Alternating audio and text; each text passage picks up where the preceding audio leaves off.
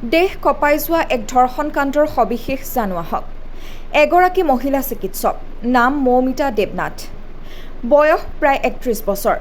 দেশৰ ভিতৰতে সবাতোকৈ চিঞৰি থকা মহিলা মুখ্যমন্ত্ৰী মমতা বেনাৰ্জীৰ ৰাজ্যতে সংঘটিত হ'ল সমগ্ৰ দেশকে লজ্জিত কৰা ঘৃণনীয় কাণ্ডটো। এগৰাকী সুৰক্ষী গাভৰু চিকিৎসকক এটা দুটা নহয়, প্ৰায় ১৮-২০টা নৰপিশাচে কামুৰি কামুৰি খালে নিৰপৰাধী মহিলাগৰাকী। কি দুখ কৰিছিল মৌমিতাই এই নৰপিশাচকেইটাক, যাৰ বাবে কামুৰি কামুৰি শেষ কৰি দিলে তাইক। সমগ্ৰ শৰীৰটোত ১১৩টা কামোৰৰ চিন স্পষ্ট।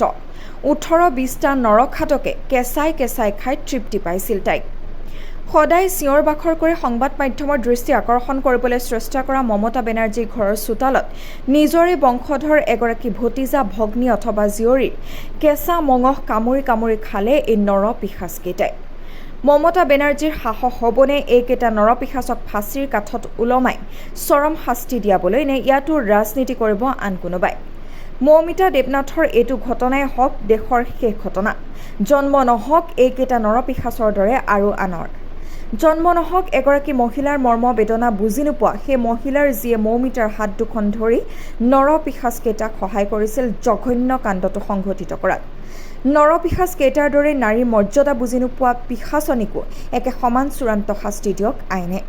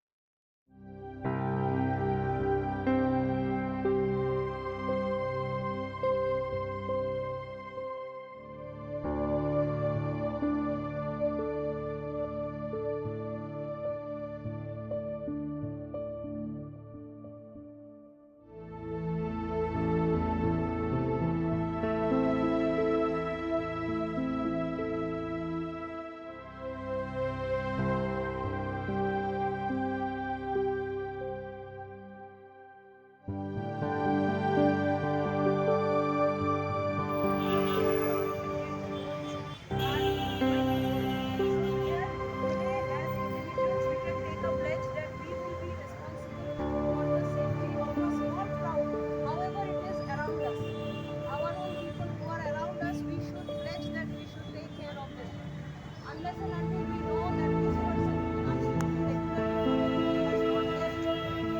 Go back!